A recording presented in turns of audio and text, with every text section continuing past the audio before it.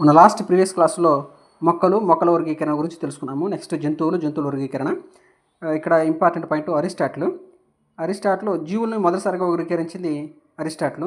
ఈయనకేం పని లేవు, అన్నింటిలో ఏలుబడుతుంటాడు, అన్ని శాస్త్రాలు ఈయన ఉంటాడు. నెక్స్ట్ చరకుడు కూడా వృక్షాలు జంతువులుగా వర్గీకరించాడు. నెక్స్ట్ జాన్రే ఏం చేశాడంటే జాతి అనే పదాన్ని ముందుగా ఉపయోగించాడు అనమాట. నెక్స్ట్ కెరోలస్ లెనియస్ ఏం చేశాడంటే ఇతను ద్వినామీకరణ సిద్ధాంతాన్ని ప్రవేశపెట్టాడు. మన లాస్ట్ ప్రీవియస్ క్లాస్లో చెప్పుకున్నాము. ద్వినామీకరణ సిద్ధాంతాన్ని ప్రవేశపెట్టింది ఎవరంటే కెరోలస్ లెనియస్.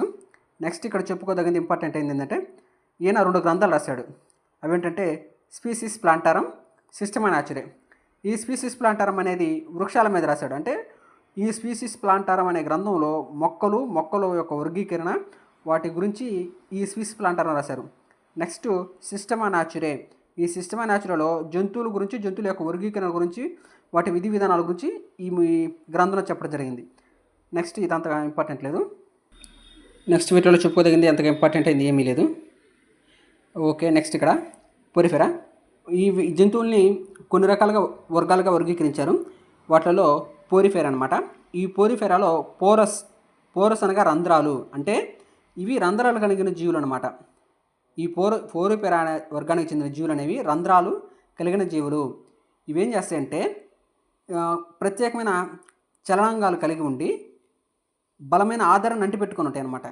వీటికి చలనాంగాలు లేవు, అంటే కాళ్ళు చేతులు అనేవి వీటికి ఉండవు అనమాట. ఈ పోరిఫెరా జీవులకి కాళ్ళు చేతులు లేవు కాబట్టి ఇవేం చేస్తాయి, ఏదైనా ఒక ఆధారాన్ని అంటిపెట్టుకొని జీవిస్తుంటాయి. నెక్స్ట్ వచ్చేసరికి ఇక్కడ ఇవి శరీరం రంధ్రాలు కలిగి ఉంటుంది కాబట్టి ఈ శరీర రంధ్రాలు కలిగిన వ్యవస్థ ఏమిటంటే కుల్య వ్యవస్థ అంటారు. కుల్య వ్యవస్థ కలిగిన జీవులు ఏవి అంటే పోరిఫెరా జీవులు. ఈ కుల్య వ్యవస్థ ద్వారా ఇదేం చేస్తుందంటే ఆక్సిజన్, ఆహార పదార్థాలను రవాణా చేస్తుంది. ఇది చాలా ఇంపార్టెంట్ అండి. ఈ పోరిఫెరా జీవులు, ఈ రంధ్రాలు కలిగిన జీవులు, ఇవి బలమైన ఆధారాన్ని అంటిపెట్టుకుని ఉంటాయి. వీటి శరీరం రంధ్రాలు ఉంటుంది కాబట్టి ఇది కుల్య వ్యవస్థగా పిలువబడుతుంది. ఈ కుల్య వ్యవస్థ ద్వారా ఇది ఆక్సిజన్, ఆహార పదార్థాలను రవాణా చేస్తుంది.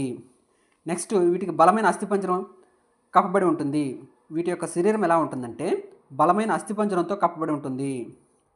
నెక్స్ట్ అసౌష్ఠవంగా, నిర్మాణ సరళంగా ఉంటుంది. వీటి యొక్క శరీరాకృతి ఎలా ఉంటుందంటే అసౌష్ఠవంగా ఉంటుంది. వీటి యొక్క నిర్మాణం అనేది సరళంగా ఉంటుంది. నెక్స్ట్ సీలెంట్ రేటా వాటి గురించి తెలుసుకుందాం. వీడియో నచ్చితే లైక్ చేయండి, షేర్ చేయండి, సబ్స్క్రైబ్ చేసుకోండి.